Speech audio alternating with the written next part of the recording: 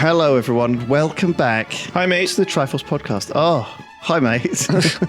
Konnichiwa, friends. Oh, yeah, he's back. Oh, He's back. Pyrion is Japanese now. He's you turned guys. full Japanese. He's been away. This is what happens when you go. You know, what's happened to us. Yeah. We became weebs by proxy. You do. Or whatever. You So kind of do. I haven't become a weeb. I still hate anime. Good. That to me, Something's never sort changed. Of, indeed, but I've sort of written an essay about my time in Japan. It's not an essay. It's more like a memoir, like a Portillo style. Exactly. memoir. Very much like a Portillo style Right. memoir. Pyrion's Japanese memoir. I called it Flax Japan Trip Diary for Triforce. Real catchy name. That's good. That's yeah. What's but, is there an acronym for that? Fujduduf. Fujduduf.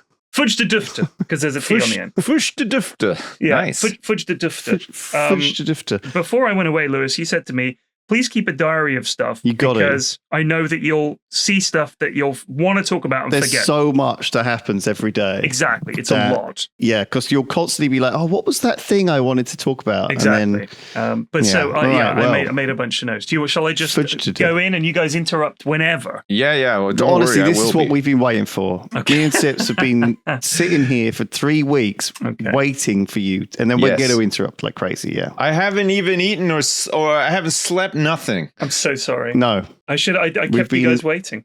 I'm so on sorry. tenterhooks. Well, I was there for 2 weeks. I got back on Sunday. It was a bloody long trek. It was a good 24 hours of travel time. So Yes. because getting to the airport, waiting for the flight, getting on the plane, every time we had a flight, it was on the runway for an hour to an hour and a half because they'd we got to wait. So every flight was extended by like a good percentage, which was really annoying. That's it. Yeah. And then Abu Dhabi was 7 hours, and then getting off the plane, 3 hours till our connecting flight, getting on the plane again, and then, sitting on the runway, and then 10 hours in the air, and then landing and getting out, getting the baggage, getting on the train to fucking Tokyo. It was just so much travel. It's so much. But it was worth it. And like I said to my kids, once it's over, although it sucks at the time, all you'll remember is the holiday. And you'll think, oh man, the journey was long, but it's not. It doesn't. It's so little happens. It doesn't form any lasting memory. No. Well, also you watch a TV show normally. Exactly. Right? You're watching Like, something, right? You watch an entire season of Right. The Expanse or whatever. Right. Yeah. I chose Mad Men, which I hadn't really watched much Oh. of. I watched a bit of it, but I didn't at the time. It's a good one. was watching other stuff. It is good. I'm really enjoying it. It's a solid one. It is a solid one. But so that was the flight. But moving on, I would say before I went, a friend of mine who went last year or a couple of years ago with a friend of ours, he said that it was the closest thing to being on another planet and basically meeting another civilization as possible. So I'm not trying to say that the Japanese are aliens.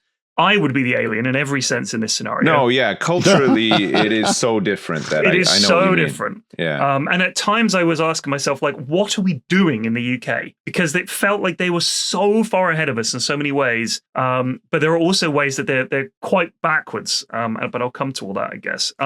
Starting with trains. Yeah. The trains are amazing. They're fast, they're clean, they're on time.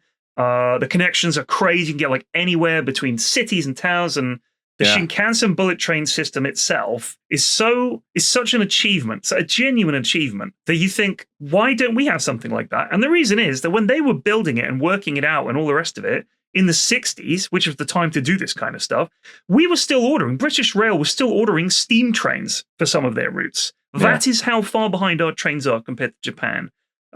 They are not that cheap. The Shinkansen is quite expensive, but it's so amazing. If America had something like this, it would change travel for them. And really, so many of the states are so flat and there's so much land. You think bullet trains there seem like custom made for America. Yeah, I know. But I guess that, they've just gone with planes instead. But it's such a shame because if you think about the what they call the flyover states in the middle of America, you could have a Shinkansen line running fully east to west in the US, and you'd only have trouble when you got to sort of places like the Rocky Mountains, which I'm sure would be a fucking nightmare to have to tunnel through. You wouldn't be able to do it, but you'd surely be able to find some way. But it would just be transformative because these trains are so fast. I have videos of us on the train. I'm just filming out the window, and it feels like you're in a jet plane. And it's not noisy, and the seats are so spacious, and it's so clean and wonderful. I just couldn't believe it. It really did feel like we were in the future, even though they've been around for ages, which was really surprising to me. But there are some things about them, like with all that modern stuff, and as well as all the like Blade Runner style neon everywhere, and like all of that kind of big light and loud that Japan is.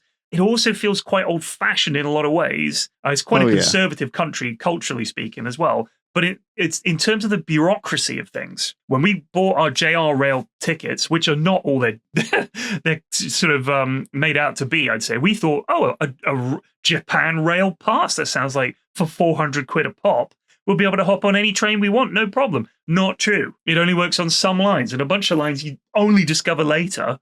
Oh, shit, that doesn't work with this pass. Or it does, but only at certain times of the day. And it's quite sort of paper-based, and you have to buy these supplementary tickets, and it was a bit of a faff. And their maps of the underground and everything it really does bring to light just how good the tube map is, because it's just so much cleaner. It really did feel quite arcane and complicated. And the ticket machines themselves. It's probably just something you get used to when you live, when you live there and use it all the time. You know, like for somebody who doesn't use the tube that often, I agree. I think the map's good, but the whole system for riding the tube is like, if I was like a 75-year-old person, you'd have no chance. Like I don't know. It's pretty simple. Rough. Yeah, I mean, you just tap. It's pretty simple, but it's simple because we're like a bit more sort of able to use these systems and stuff. I know for a fact that like my mother-in-law, for example, would be hopeless at using all this stuff. Like she's sitting in the background while we're doing all this stuff, and she's just like, I don't know what's going on. Like, I don't know what you're doing. Should we balance our transportation and electronics around whether some old boomer can work it out? Probably not. Well, there's a lot of them. I don't know. They do travel, or try to at least. Yeah. Well, maybe they could fucking put some money into it then and stop bitching about people trying to spend money on transport. That would be... you have got a point in that it is nice, like in certain places, to just be able to use your debit card to go beep, or and then you are through, and then and you get charged according to where you beep out and everything. Yeah, I mean, so there is something. Do you know what would be really good if you entered onto the line somewhere and it tracked you.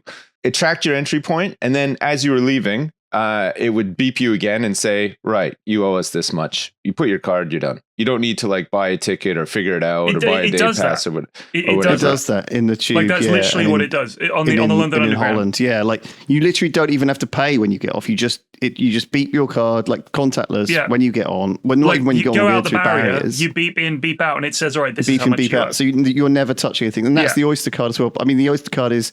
You have to top it up. See, I didn't know there was a beep in and beep out. I was buying tickets and everything. Like, it was annoying too. Well, because I didn't know. Oh, so well, exactly. That's what I'm saying. Like, it could be spelled out a bit better. I mean, like, I'm not useless at this stuff either. But I was still buying tickets and trying to figure out what tickets I needed and stuff, because that's what I thought you had to do, but I wasn't told any different. So I will say this, I think you probably might find that you would, because of course your kids don't all have like a phone. No. Right? Yeah, so I have to buy tickets. You would need to buy tickets for them anyway. Anyway, so I think you might find, Pyrion, that your JR Rail Pass that's designed for tourists to make it cheap or whatever and use free Shinkansen and stuff is overpriced for what you need, depending on your trip. Oh, yeah. But I think that, like, it is... I think you can probably work it out. The Shinkansen isn't the cheapest thing, to go on. But, I mean, given that it would take an hour and a bit to get from Tokyo to Kyoto, which was the second place we went, on regular trains it was like 3.5 hours or something like that. So we felt like, geez, do we want to sit on a train for another flight's worth of travel? Fuck that. Oh, of course not. Yeah. No, I mean, absolutely. You need to be... The other thing is like Sips is saying, he didn't know so-and-so was an option and it wasn't clear. I'm sure there's a cheaper way to do all this and a better way to do it. I'm just saying, from my instinct looking at it, the fact we still had paper tickets, it alone felt kind of silly. And there was a lot of tickets. Like when you go on the underground, it's these little paper stubs. And when you book a seat on the Shinkansen, we couldn't find a way to do it online. You go to the station, go to a office, like with a desk, and you have to tell the guy which train and which seat you want to book. And then he gives you an additional ticket that nobody ever checked. But it was basically like saying, I'm in seat C4, sir. But even if there were empty seats, people would sit next to you because that's where they booked, which is another very Japanese thing. They wouldn't just say, I'll go sit there and I'll move if it turns out it's someone's seat. They like, would never do that. To the letter sort of thing. Yeah, they're like, no, just in case, because it would be mortifying for them, I guess, to have to be sat in the wrong seat. But also the guards, when they get on, there seems to be about 4 or 5 guards on each train just patrolling and making sure everything was okay and helping people out and checking tickets and stuff. They bow when they enter the carriage, walk through the carriage, do their thing, open the door at the end of the carriage, turn around and bow again. So they're like bowing to the entire carriage. And I was like, wow, that's polite. Like, that's crazy. Yeah, gosh. But I would be so honored to be bowed to, like, oh, dude, just generally. I was bowing. We were bowing all over the place. Sometimes I was like beating the Japanese lads to the punch at the bow. I was bowing first. And they were like, oh shit, I forgot to bow. Like, bow. They were just having a bow off. It was crazy. A bowing competition. Yeah. So the other thing I found that was old fashioned. Oh, that's so funny. was money. The cash money. Yeah, like, and the presentation of the money too. They do the bowing with the two-handed little bow. Yeah, they like two-handed taking really of the, respectfully take it from you and hand it back to you and stuff. Yeah, it all felt a little bit old-fashioned. I quite liked it. And when they give you the receipt and they're like, "Arigato gozaimasu," and they hand you the receipt and you have to take it with both hands, and I'm like, "Arigato gozaimasu, thank you so much for this receipt." Yeah, I'm going to put in the bin. But the coinage, the paper money, it is quite funny to have like a 50,000 yen note on you and buy a coffee with a 10K note or whatever. But a lot of the time at the shops as well, you put the money into like a machine and it spits out change. And the change it spits out is so fucking annoying that you end up with all of these coins. We had the 1 yen coin, it's like the lightest coin. It's like less than a fly's lunchbox, this thing. It's absolutely minuscule, light coin, and it's worth 1/8 of a penny, I think. So what is the point in this thing? And like I think the 1,000 yen note is like a $5. So quite often we'd see something and you'd see gosh, that's 10,000. That's quite a lot. And you'd be like, work it out. Oh, wait, that's a $5. We'll buy you those pair of shoes or whatever. You know, it was crazy how cheap stuff was. But yeah, I ended up, my pockets were just full of change. So half the time, the reason I think all these gacha machines, you know the gacha machines? Yeah. It's like the little balls that you, for anyone that doesn't know, it's like a gumball machine. But instead, you get them over here. But in Japan, they're popular over here now. You get loads of them over here. But they have like not in comparison. Full of them. Oh no, not in comparison. Yeah. You can get them, and then the whole idea about them has seeped into toys generally as well. Absolutely. Most toys you get now, you don't even know what you're getting. It's just like those LOL dolls we talked about. It's all gacha. But it's like 130, 140 yen, which is like 60p. So you've got all this change, and we were just buying gachas with the change because it's just such a pain in the arse to do anything else with it. Yeah. So I came back with all these weird gachas, little toys and things. There was one, this is so bizarre, tucked in amongst all this very kawaii Japanese characters and collectibles and stuff. There's one which is pin badges of Billy Joel album covers. What? Why not? That's a gacha. Why not? Like, how? I know. And why? And there was one it was sushi, but it was Beatles sushi. So it was the famous Abbey Road album cover, but with the 4 Beatles as sushi, and then a Yoko Ono sushi. And I've got one on my bag now, and it's just like it's got the little round glasses and a beaded necklace for I assume I think it's meant to be Ringo. I can't be sure, but it was just like, why is that here? Man, Ringo's so lucky. Why do I now want all 5? Like, I really want to. Imagine you're Ringo, and yet somebody's making like merchandise about you and stuff. He's really lucky. He's really done a good job, hasn't he? He's done as a sushi roll Ringo in like the corner of a weird little kawaii little gacha place. It is bizarre because you have to think, okay, who designed this? Who came up with this? Right? Yeah. Like, who thought, okay, what we need is Beatles merch in the guise of sushi rolls, right? That's like, and then we need to put them in a gacha machine because some crazy fucker wants to collect them all. It's almost like, are they is it a meta thing of them deliberately thinking up the weirdest thing they can think up? Because I felt like that a lot in Japan. I think you're right. And I think the reason is there's so many gachas that they're just like, fuck it, we'll just come up with something. Like, it's just all plastic toot that gets made in China, and they're like, just come up with whatever. So there are undoubtedly people sat around. If it's all the same thing, if it's all just cutesy little keychains of like anime characters, it gets boring fast. You want it to be weird because it catches your eye. One of them, for example, that we got was the movie It. It was these plastic figurines from the movie It. It was all different versions of Pennywise the Clown. Nice. All his different forms. And the one that we got was called Dead. Pennywise Dead. And it was him at the end of the movie sort of slumped over with his like all melted. And you have to assemble this thing. And then now you've got this hideous dead Pennywise. It was so strange. But it was like 60p, so who cares? Like, it was just a bit of fun. But that's where most of our change went anyway. Nice. What else? Oh, so that is so crazy. Yeah. Did you buy much stuff from vending machines? They love their vending machines. Yes. So when we were there, the weather was about 38 degrees most days, especially in Kyoto. They're in the middle of a heat wave, so it's normally hot in Japan. And we've traveled to a lot of hot countries. I'm okay in heat. But this was excessive amounts of heat. Like, I've not been in that level of heat for that length of time before. 38, and in the sun, it felt more like 40, 41, in all honesty. And the weather report said the same. It was like 38 degrees, but with the humidity, and if you're in the sun, it feels more like 40, 41. It's just murderous heat. And you're planning around like, oh, we'll come out of the station here, and we'll walk to this place. It's only a 10-minute walk. But 10 minutes in this heat, by the time you get there, you've sweated out all your energy. And I had like you get these UV umbrellas, and everybody has them. And we bought them because if you don't have them, the sun is just punishing. At midday, you're trying to get some lunch somewhere. A lot of the time, you have to queue up outside to get in. You're just in this heat. And you could just feel your life force dissipating into the atmosphere. It's so brutal. And there were things we wanted to do that we were like, wait a minute, it's going to be outdoors. Fuck that. Like, we planned around being in AC because it's just too hot. And we're staying in during midday. Like, you know, it was really crazy. But there were Japanese people walking around with long trousers and shirts and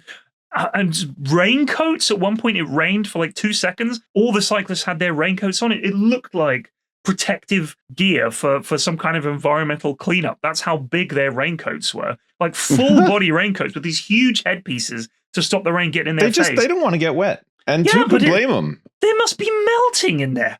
Like, I know it gets hot in the summer in Japan. Yeah, it's funny. You put on a raincoat so that you don't get wet, but then it's so big and hot that you're sweating so much underneath, you're getting soaked anyway. Yeah, you might as well just not have it on. Just get. I mean, you'd probably be a bit cooler with the rain hitting you. Yeah. I mean, it rained like twice when we were there, but very small amounts. And when it rained, everybody seemed to panic and like really get off the street. I was like, geez, how is this worse than the sun? We were like, oh, thank God it's raining. And we were like standing in the rain a little bit. They did not want any part of it. It was quite funny. But yeah, it was blisteringly hot. So that did kind of affect what we were able to do when we were there on the days when it was really, really hot. But that aside, the AC, there's AC everywhere. Every shop, every apartment, every restaurant, everything is AC'd up. All of the trains have AC. I love a country that fully embraces AC. If it's that hot, I mean, it has to.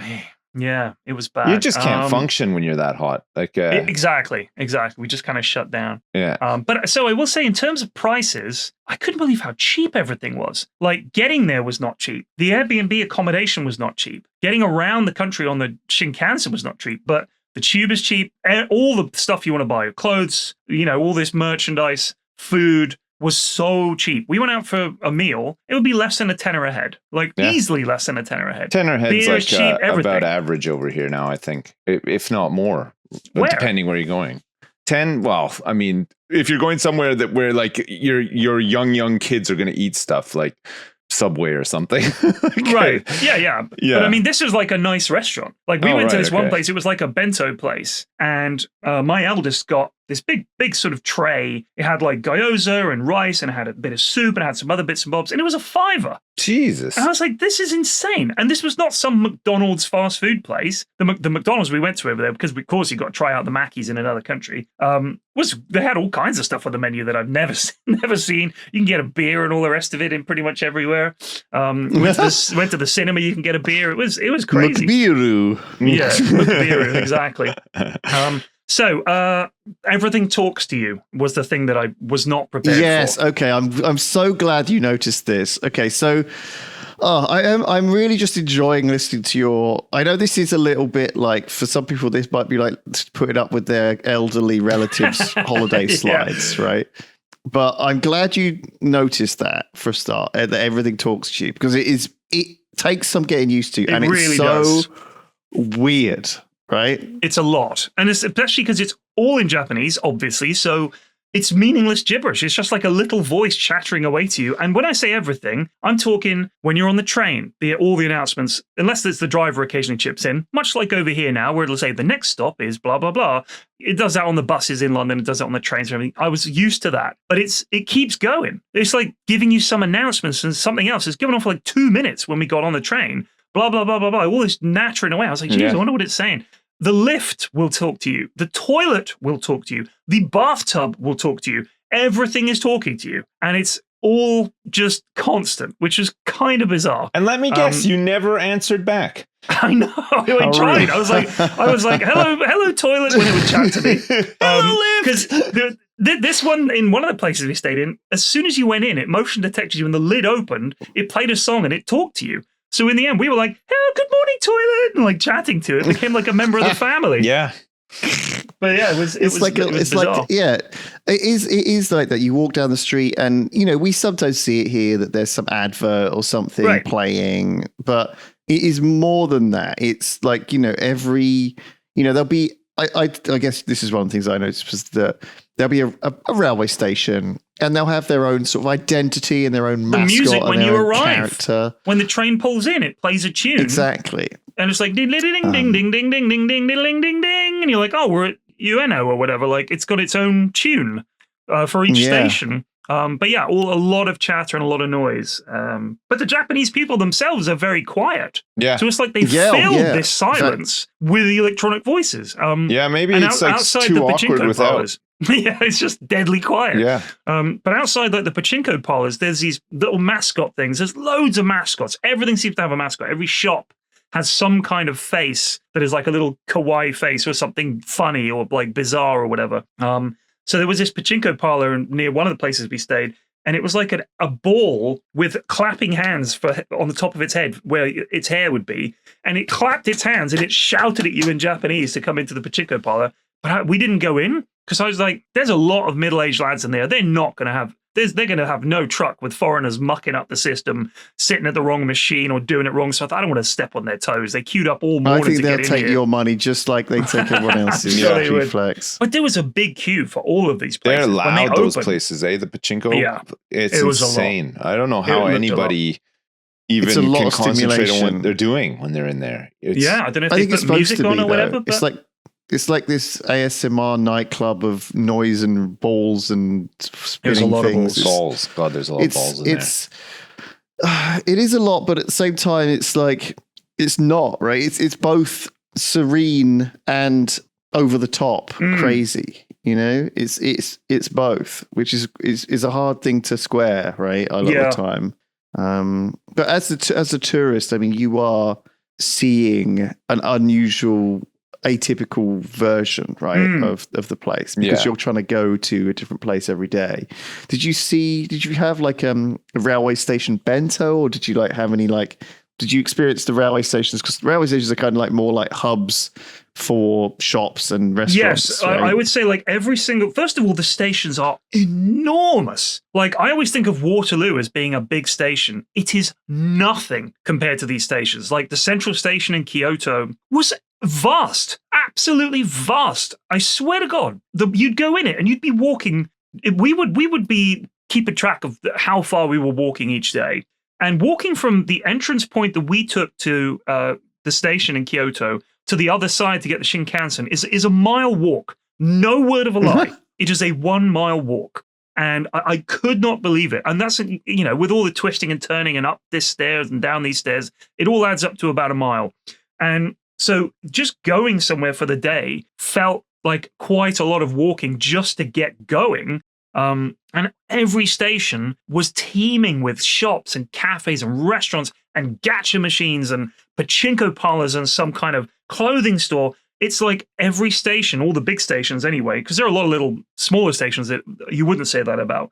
But I don't think there's any comparable station in the UK to any of the bigger stations in Japan. They're just so big, it's mind-boggling.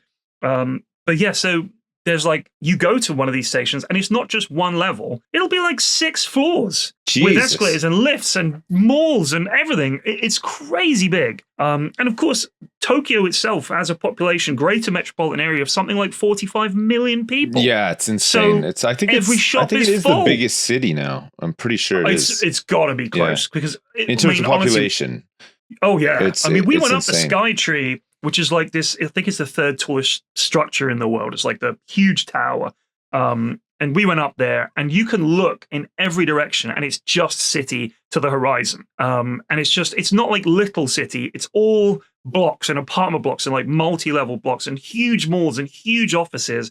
I think it would take a lifetime to get to know Tokyo because it's so big. So going there for a week just felt silly, really. By the way, is so tall. Oh my God. Everywhere around you looks like a 2D plane, right? Yeah. Like you can't, when you're up at the top of the Skytree, you're like, oh, there's no building that is even half as high as this building. Not even remotely close. Anywhere. Yeah. No. Like you are literally towering. You may as well be in an airplane flying over Tokyo. That is how high it feels. It is crazy. Bizarre. But yeah. And sways. You can see it swaying a little bit because it's so tall, which takes some getting used to. But I'm glad you experienced these same things I did. Yeah, because it's nice that we can say, wasn't it insane? Because you try to describe it and people are like, huh. Yeah. But when you've been there, you're like, shit, that sounds insane. And you're right, it is insane because I've seen it. It's just, but the mall underneath the Skytree was like 6 floors and had every shop you could imagine, all these restaurants, all these food courts, and it just went on and on and on. And it was a lot.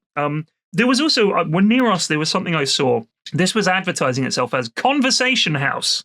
And it was just a doorway down an alleyway. And I immediately thought, oh, hello. But it says here, I translated it into English, meeting someone you don't know. This house, where you can enjoy conversation with others, is called Hitonoma. Bring your own food and drinks. You can come empty-handed, and ice is free. 1 person, 1 hour, 1,200 yen, which is like 6 quid. New solo travelers and singles welcome. No groups. Open from 6 to 6 p.m. Closed, depends on mood. Please be aware that there is a cat in the house.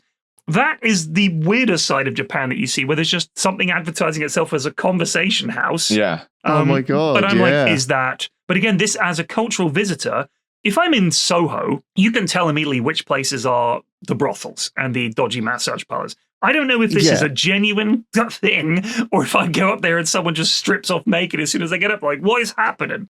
Or, maybe that is, maybe the true description of that should be a kidney theft house. would you like to be knocked unconscious and wake up with less organs? Or you can put organs on ice. Yeah. This is my just lie in this ice bath. Lie in this ice bath. Yeah. But it could just be a nice little house with a cat where you get to meet someone who's at worst going to try and convert you to their religion or whatever. Right, exactly. I thought you guys went for longer than a week, but a week's good though. You can still get a lot done. So we were there for 2 weeks. Oh, but we were in Kyoto for a week. Oh, right. Okay. So we did a few days in Tokyo, then we went to Kyoto, then we came back to Tokyo. So we stayed in 3 places. Right. And I will say the accommodation was all fine. It was very clean and all the rest of it. But there was nowhere to sit. And I realized that there's a big thing with sitting on the floor in Japan. I get that. I'm old and European. I need a sofa. They do not do sofas in the places we got. So the first place, there was no telly, no sofa, which was bizarre. The second place, no sofa. It was a beautiful house, but the telly was like in the dining area. So we had to sit on dining chairs. That was kind of uncomfortable. You want to hang out in the evening with your family, you're all sitting at the dining table, a little uncomfortable.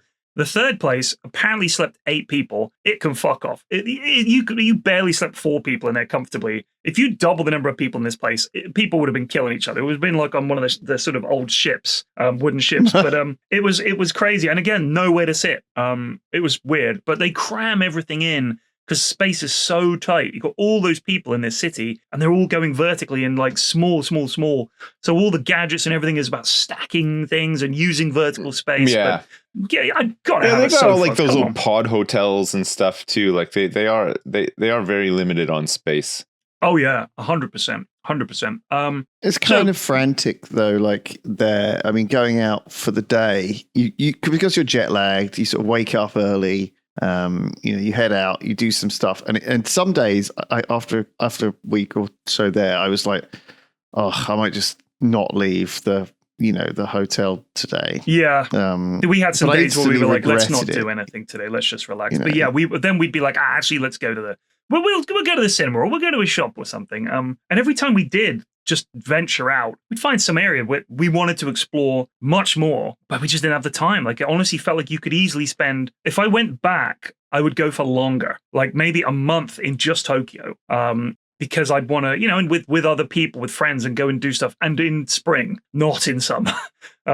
Because I don't mind if it rains. I don't care about rain. I care about blistering heat. But one of the other things we really liked was the vending machines you were talking about. They're everywhere. So we're walking around in this boiling heat, and you're just constantly buying drinks from these vending machines. And we got all these brands that we really liked. We're like, oh, they've got the peach drink that we love. So and again, it was like 50p, 60p. So you're just churning through all of these bottles, but it's just the amount of plastic waste made me feel really bad. I know they burn a lot of stuff because Japan doesn't have the land for the land to garbage production is way off, right? They have to incinerate it. So they literally burn all their garbage. And that these plastic bottles, they probably ain't getting recycled. Maybe they are. I'd like to think they are. But the plastic waste, so much stuff is in plastic that by the end of it, we're like, God, how much plastic did we generate this holiday alone? It was kind of crazy. Yeah, I guess they just like, if they find a whale, they just stick the plastic bottles into their blowhole. They're pretty cruel. Yeah, they hate them. But the that's how we get rid of 7-Elevens, it. 7-Eleven and Lawson's and Family Mart are the big three. Didn't see as many Family Marts. I don't think I've ever been to a convenience store that is as convenient and as fantastic as the 7-Eleven and the Lawson is. And when we were out and about, we would regularly just stop in one and grab something to eat, get an onigiri or get some, which is like those little rice triangles. We'd get like karagi, which is just fried chicken. You can get like teriyaki skewers, and it's just there at the front of the shop. You just help yourself, and it's cheap as chips, and it's really delicious. And there's usually a drinks cash and point in there as well, which you need. Yeah, exactly. Get the cash. I found that the weird thing for me was that there is pornography everywhere in these stores, and it'll be like, it's right there next to the ice cream, or it's over there next to the gacha machines, or there's pornography tucked in next to the biscuits. And so these magazines with these hot Japanese girls in, and these magazines aren't like on a high shelf. They're just right there. So I guess it's just seen as like no big deal over there, but it was kind of startling to see that. Well, there was one funny thing that we were waking up so early, and the first place we stayed in, which was in Taito City, which is a part of Tokyo, we couldn't, there wasn't a coffee machine in the house, and we just would go to get it from the 7-Eleven. And because they're 24-hour, we got to sort of go there at like 6 a.m, and there's this sleepy young lad behind there who's been working all night. And working the machines is simple once you know how, but when you're faced with it, you don't really know what it does. And I'm trying to Google translate the buttons on the front to figure it out. And I'm like, how do I pay?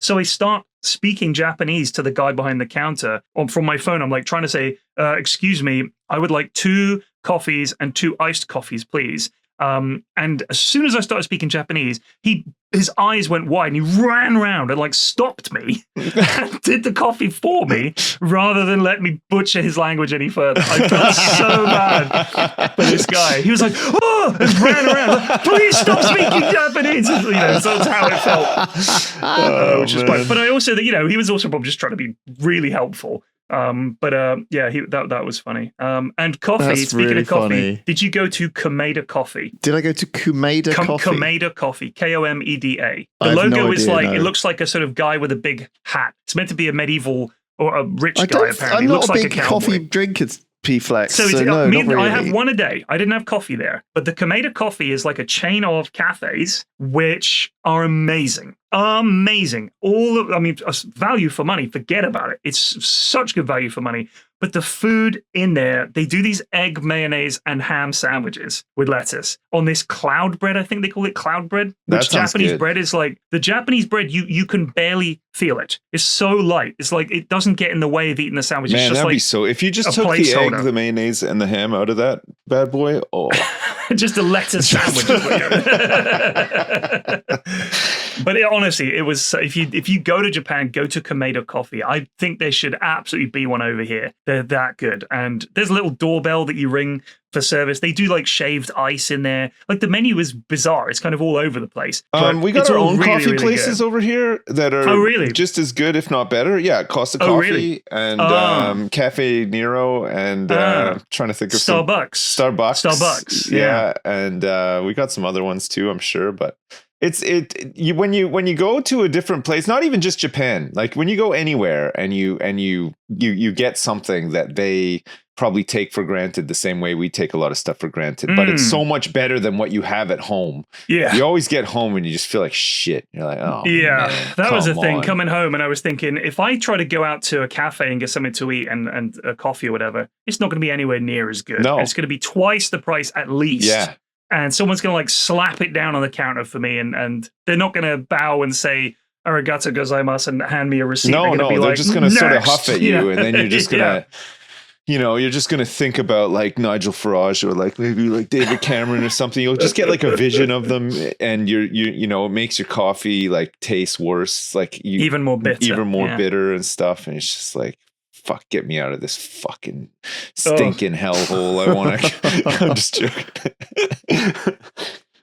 Before we continue, have you ever browsed in incognito mode? Because it's probably not as incognito as you think. Google recently settled a $5 billion lawsuit after being accused of secretly tracking users in incognito mode. Google's defense? Incognito does not mean invisible. In fact, all your online activity is visible to a ton of third parties. That is, unless you use ExpressVPN. With ExpressVPN, you can change your online location so you can control where platforms like Netflix think you're located, giving you thousands of new shows to watch. It's very easy to use, it works on all devices, and the speed is blazing fast. There is no buffering that I've noticed, and I can stream in HD. I use ExpressVPN at home. I recommend you check it out. If you've been looking for a VPN, look no further than ExpressVPN. What can I say? I like it. So protect your online privacy today by visiting expressvpn.com/Triforce. That's expressvpn.com/Triforce to find out how you can get up to 4 extra months for free. expressvpn.com/Triforce. So I've made some notes. I realize I've been talking a lot, but I figured it's interesting. I like to. I mean, the last time I went to Japan was, I think I went in. Well, the first and only time I went was like 20 years ago. So right. I think some of the stuff that you and Lewis have done is like wasn't there when I was there, sort of thing. But there would have been like similar things. Like did you enjoy going to Shibuya for the first time and seeing the big crossing and stuff? What's Shibuya? We thought that was kind of cool. The big shopping district in Tokyo, and it's got like that. There's like 12 crossing. I think that's a perfect example though of Pyrion spending a week in Tokyo and not knowing what Shibuya is. It's like one of the most famous. We might have been there. Let me just have. You get off the train, you're at the train station, and you get a really good view of it. There's like a skywalk that connects like 2 stations together.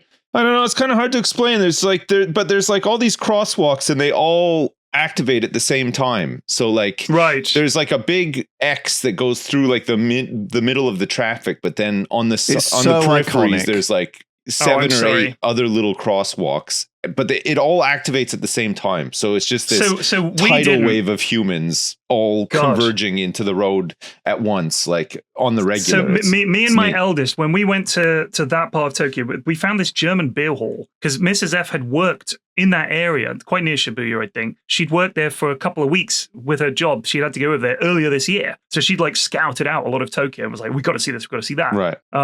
But it was quite a long day and there was a lot of shopping. And my eldest is a lot like me in that after a while, being around that many people and that much noise, we're just like, I have to go somewhere quiet, please. This is too much. So, and I'd say, my eldest is even more like that.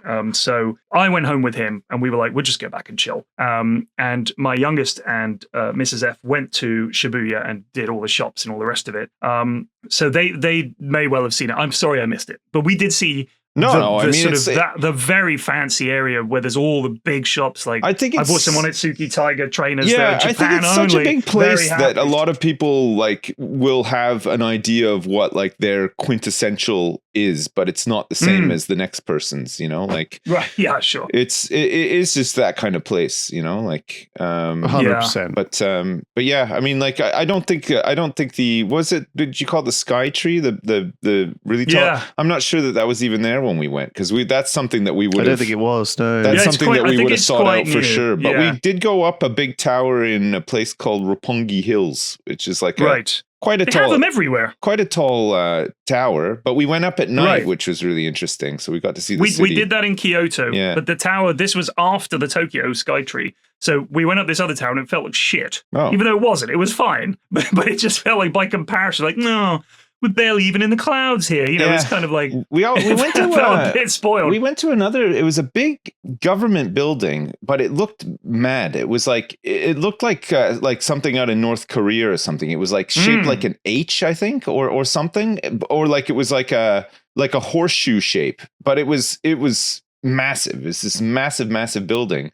But you could just go into it and go to the top and have a look, and that was pretty interesting too. But I can't remember what it's called. They have those gates. I can't remember what they're called. Someone will know. It's like a red gate that is shaped like that, like an N, sort of like not an uppercase N, but just imagine like a you know what I mean. Yes. It's like a flat.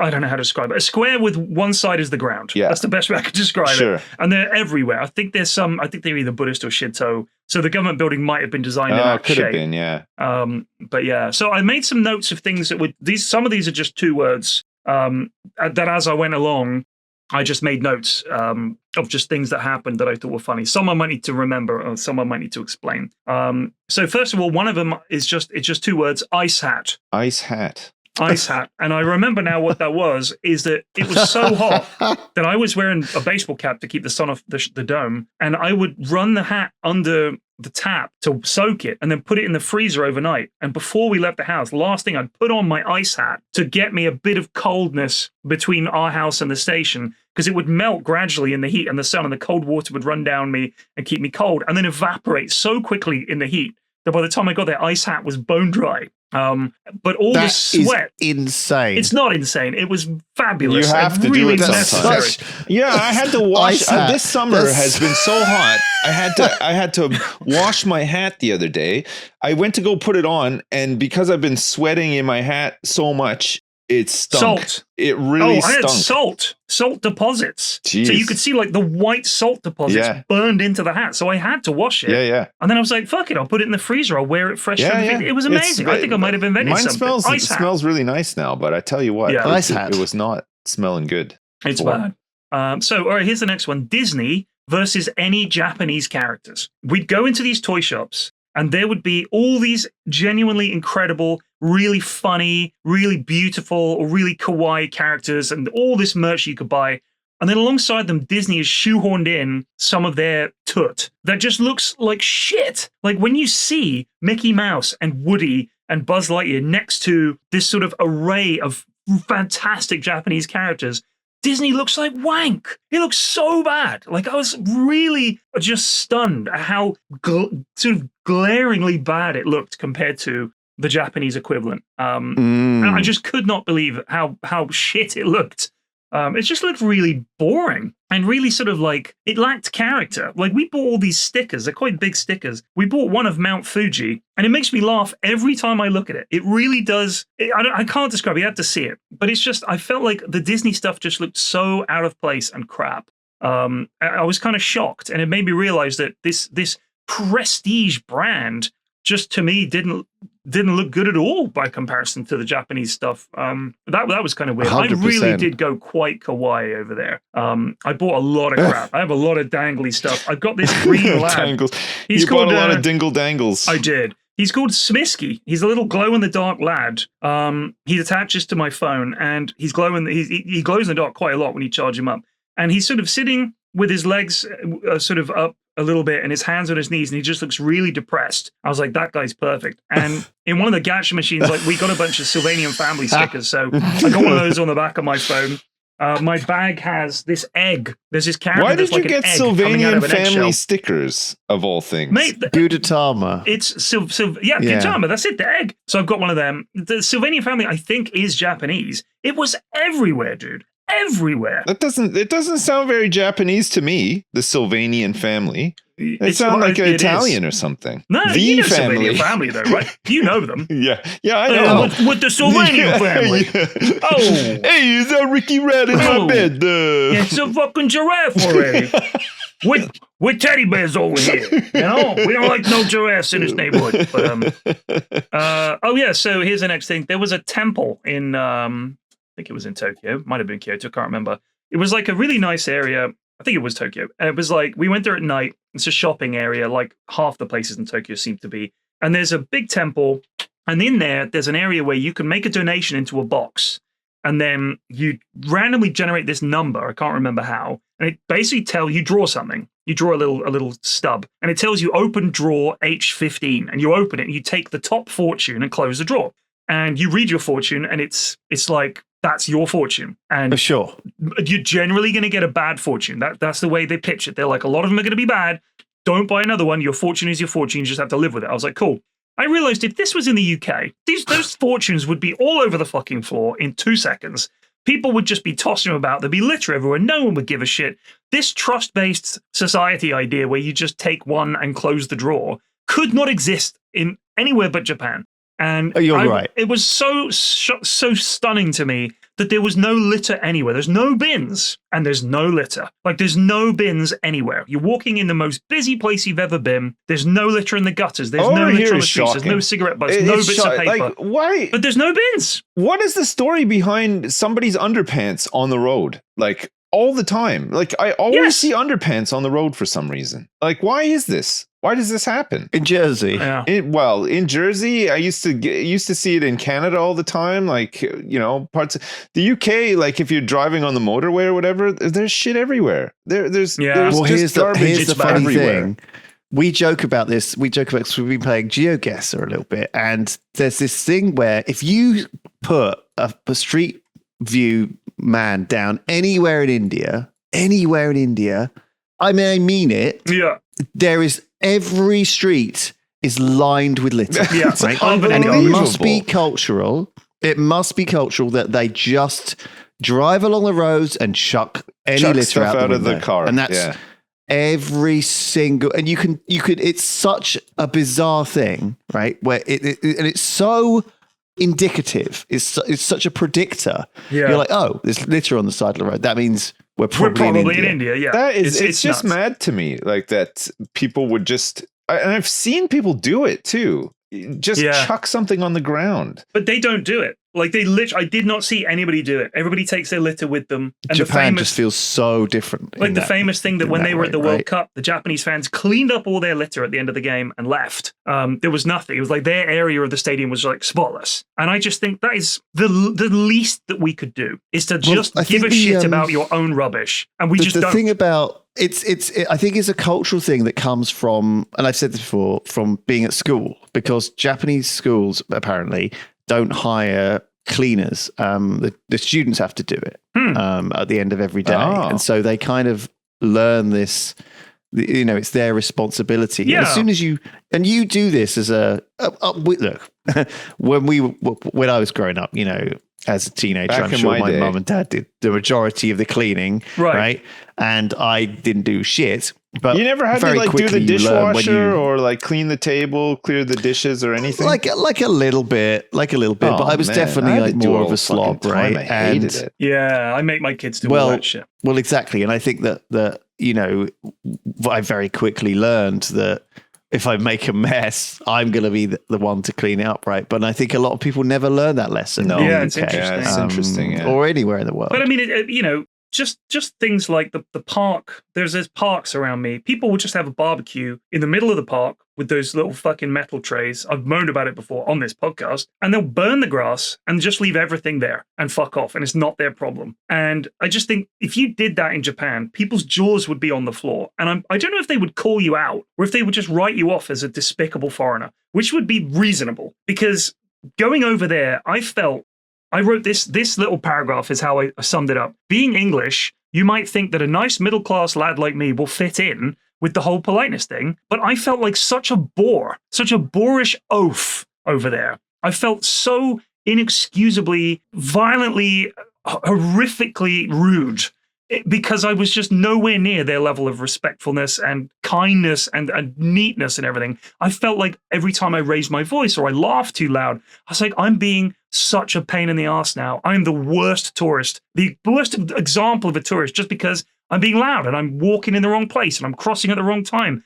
And they have this system. And if you don't fit in with it, you stick out like a sore thumb. And it really did make me feel very boorish and like a terrible tourist. But we tried our best. I mean, we're not litter bugs anyway. My kids fucking hate littering. I hate it too. Mrs. F hates it. If we have rubbish, we always take it with us. But I just feel like if you took 10,000 British people and dropped them in Tokyo, they would have the worst reputation in no time for being loud and drunk and dropping litter and just being careless and gobby and all the rest of it. And it's led to our culture, I think, being much less concerned with other people, especially post-COVID. All the complaints I see are about people being loud on the underground, people not giving a shit, barging into each other, litter everywhere, lost all this social cohesion that we had, that they have clung on to. But does mean that they are very distrusting of foreigners, and I think quite dismissive of foreigners in a way, because they've got this culture that works. And if you think about dropping someone in who's not of that culture, you don't want them fucking it up. And you think that we would, even without meaning to, fuck it up.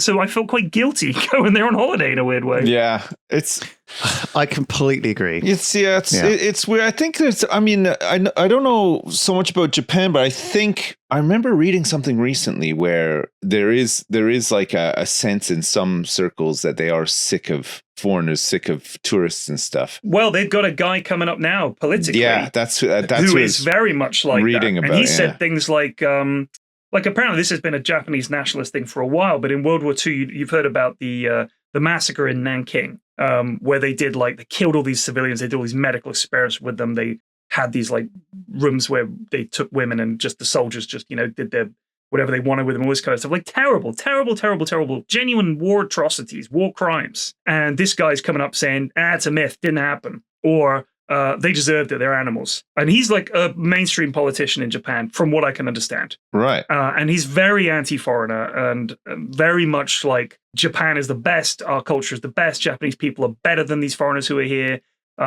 It's like that. So that we have this all over the world. We do. We have this we have fascism and authoritarianism in charge in America. We have it almost being in charge in Germany and France, and quite frankly, it's and the Netherlands have got that guy. Quite frankly, here, people are. There's a good chance in 4 years' time or however long we're going to have Nigel fucking Farage in charge. Because I was saying the other day, 100%. If I put money on it now, that Reform wins the next election. Like if we had the election now, they would. We actually have to actively fight this because, unfortunately, there's a lot of people who look. Japan is very welcoming, and a lot of people are very good and nice, and most of it is fine. But I think that you see it too in places like holiday destinations where people are like, I'm sick of the tourism, I'm sick of the amount of like Barcelona recently, coming over they've here. been protesting about all of the Spain is all about anti-tourism as well,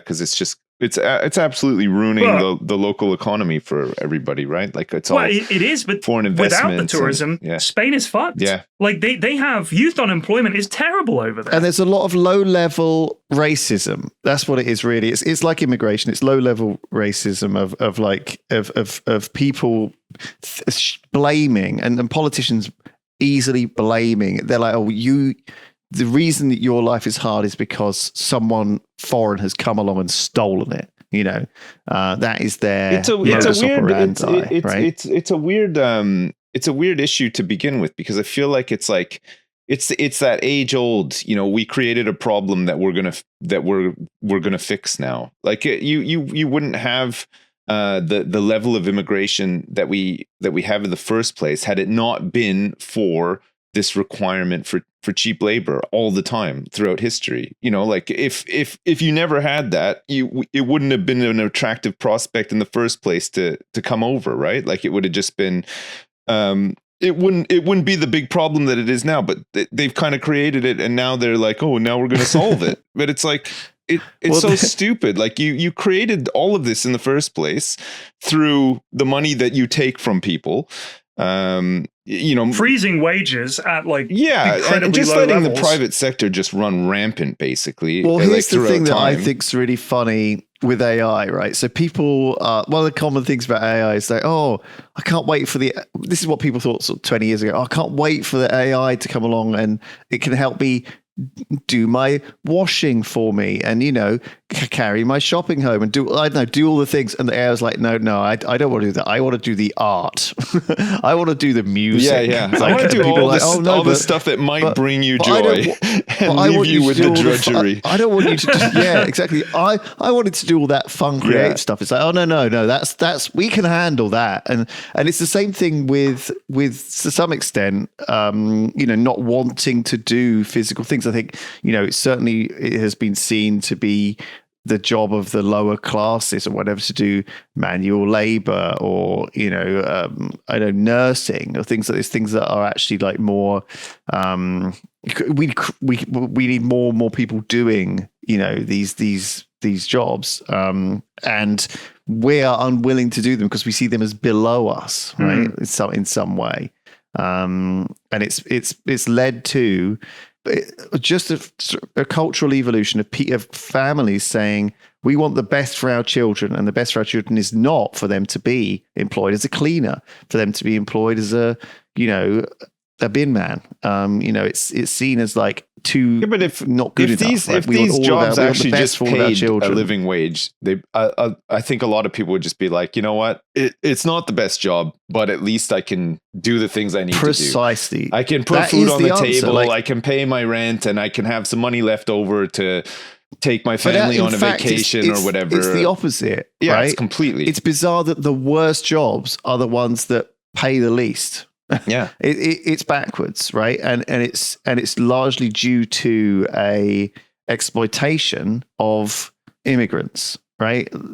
It's like on the one hand we're blaming them for modern society blames immigrants for taking all the jobs. Yeah. But at the same time, we are so unwilling to pay for those jobs that the only people willing to take them are the people who are desperate, and that is exploitation in its purest form.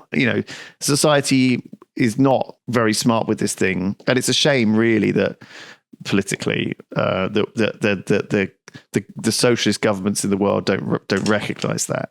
But who am I to complain? Hey, let me tell you about Mount Fuji. We went to see Mount Fuji. It was a day trip. It was about 2.5 hour drive outside Tokyo to the west. And we went to the temple area. We went across a lake on this big boat, which was stunning, brought a tear to my eye. Went up a mountain on a cable car to a sulfur mine. So you went up a cable car up Mount Fuji. Nice. Did you go down to the source of the core source of the mine and find my ass down there? Dude, it smelled so bad. I'd not smelled sulfur that much before. It is fucking. It smells like rotten eggs. It just stinks of rotten eggs. I used to go to just like your butt. I used to go to a summer camp. I went to a summer camp when I was younger in a place called Cumberland, not in the UK. Cumberland is Cumberland, Ontario.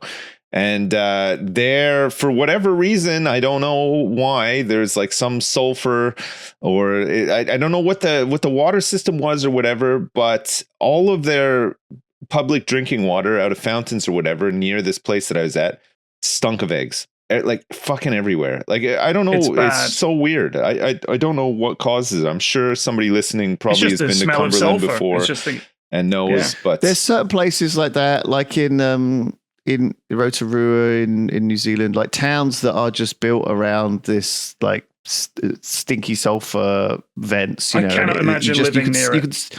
You could drive it into it. You can. It was rotten. You can smell it coming. Yeah, it's funny. And I think you get used to it pretty quickly when you're there. Maybe. But so you were meant to be able to see Fuji from the top of this sulfur mining mountain, but you couldn't because it's a big fucking mountain. Mountains sort of have their own weather system. It was just shrouded in cloud. Like that happens. Hugely, like you could see hints of it, little hints, and then we were like, all right, let's get on the coach. Fuji-san was shy that day. He was very shy. So we got on the coach. We went down to this place where we were going to have lunch, and it suddenly started pissing it down. And I said to Mrs. F, if it rains, that cloud could just rain out because it's hit the mountain now. It might just rain out, like just let itself out, and then we'll see it. Lo and behold, there was Mount Fuji. The clouds just vanished in rain, just pissed all away, and there was Mount Fuji. It was beautiful. And the next stop was this village with these amazing views of Mount Fuji. Seeing it there with that strange blue tint that it has, it wasn't winter when it has a little ice cap on top, but it was just gorgeous. It was absolutely stunning to see. But we were just one coach trip amongst 100. So you felt like you were taking the same photo as thousands of other people have that day alone. So it didn't feel that sort of unique, which was a shame. And I'm sure that it feels massively over sort of subscribed. If you're like, so many people want to go see Mount Fuji with good reason. It is beautiful, but nothing about the experience was unique. It was fine. It was a fun day out. But it was a long coach ride there and back. And that was the thing on the way back. I didn't realize how bad the traffic was going to be in Tokyo. They seem to have sorted everything else out but traffic, because their traffic was fucking awful. And Japanese lads are super aggressive drivers. Like, they are really aggressive. They go fast, they cut people up, and they're like honking their horns. That was the least Japanese thing that I saw was their driving, which is mad because their cars are all so cute. They have these little things called, I think they're called key cars or K cars. It's KEI. And it's like the most kawaii little car you've ever seen. It's like a tiny little van with little wheels. Seats 4, has a boot, but there's no wasted space. So it's like if you took a van and compressed all of the sort of airspace in it down to the smallest manageable size, that would be one of these vans.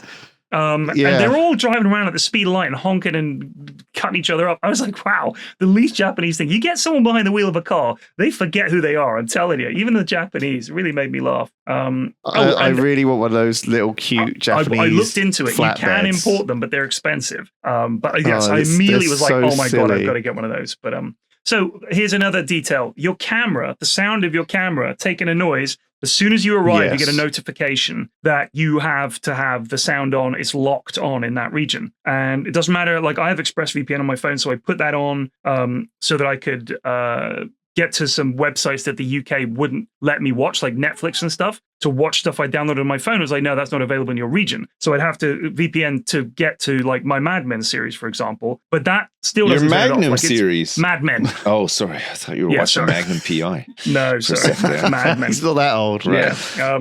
But so you take a picture and it goes so that you can't, like, all these lads were upskirting women on the trains and stuff like that. That was one thing. Smoking, can't smoke anywhere, can't vape anywhere in Japan, apart from designated areas. Right. And I'm saying these designated areas are not common. They are like blocks and blocks of a walk to get to. They're like outside, like all over the sidewalks. Yeah, can't smoke on this is street. Something Tom and Ben noticed when they were in Japan, and it was very much like Tom had his little glass box of shame when he had to go and have a cigarette. That's what Mrs. Ethel, she called it the cupboard of shame. Yeah, it would be like he would kind of be in a sad, like a phone booth style box with a vent. bunch of middle-aged lads. And these younger lads are smoking this thing. It's like a cut down third of a cigarette that you put in a box. It's like a smokeless cigarette or something. I don't know how it works, but that seemed to be all the rage over there. They all had those. And when they saw the vape, the clouds of vape that I was producing, they sort of give me this mystified look, like, what the hell is this foreigner doing? Which made me laugh. You just pull your cannon out, and the clouds start appearing. You're like a weather. Like a weather weapon. You're a weather generator. They were not impressed because they had all this smokeless shit, and I'm like, big fat clouds, and they're like, ugh, fucking foreigners. We went to Nara, which is this temple with deer. Awful. Worst trip. My youngest had these visions of feeding the deer by hand and petting them and having this idyllic situation like Disney princess style. We bought these biscuits to feed the deer. We were attacked immediately. And I mean, it's the pigeon thing all over again. But they were goring me with their horns. They were barging me, kicking me, biting me. We both got bitten. They bite you on the ass, and not like lightly. I mean, like someone has got a stapler and stapled your ass. That's how much it hurt. Whoa. So I turned around and just threw the biscuits at this pack of deer. And they were like, rah, rah, rah, rah, ravenous. And my youngest is running away from this deer. And I was like, just throw the biscuits. And my eldest is just filming her and laughing her head off. It was rotten. And she was like, I fucking hate Nara. This place sucks. I was like, yeah, I know, love. So that was bad. But the funny thing was, here's one of the reviews we read for Nara. This is by Kika T. This is her review. She posted 3 photos as well. I went with my family. We bought tickets for everyone and had a stroller. So when we were trying to get in through the slope area, one of our tickets was suddenly eaten by a deer that appeared right there, right in front of the staff. And so we were refused entry. They told us to buy new tickets immediately. They spoke in a cold tone with no sympathy whatsoever. We were all frozen in shock at this unexpected response, saying, huh? And the mood became awful. It was terrible. I didn't feel any mercy from them. I don't want to even give it 1 star, which is a great review. That was originally in Japanese. That is a great review. I mean, that's damning as well. A real damning review. Yeah. They were mortified by the etiquette brooch or whatever. It was bad. How fascinating. Look, we're going to have to pick this up next time. Okay, I've still got plenty to talk about. Can I just quickly tell you something that I did yesterday? I went to see some puppies. You're getting a dog? Oh. No, I'm not getting a dog. No, our friends just got 2 Jack Russell puppies, a brother and a sister combo, and man, they're so cute. But I'm not getting dogs. I won't get any. Did this lighten up your life? Did it raise your spirits? No, it's just I don't mind puppies. I think they're pretty good. So I went to see them, and I'm gonna go see them again. Did it remind you of when your babies were young and cute? Oh, not really. No, just puppies. They were just peeing everywhere and pooing, but it's funny to see them play. Man, they go crazy. They sound like hyenas sometimes too. They're like, like biting each other and stuff. It was really good. It was fun. They were really cute. They're small. Yeah. I think they're like maybe like a month or 2 months old. So they're really, really little. So they play. Are the best. They were playing for like 10, 15 minutes. We were getting them all whipped up and everything. And then they just fell asleep. So they'll just go like, they just kind of conked out. Yeah. And then they woke up and had some food and stuff. It was good. It was really fun. We're going to see if they can come over and play with Terry at some point, but we'll see how it goes. Oh, God. Sure. Terry ain't going like that. It's like a grandpa with 2 toddlers running around. You should see Terry go. Like, we just let him out in the backyard now. Every day is like some voyage of discovery. He's just like, he's out. He's like looking around and like he's trying to like bury himself like in all these new places and stuff. Oh, it's amazing.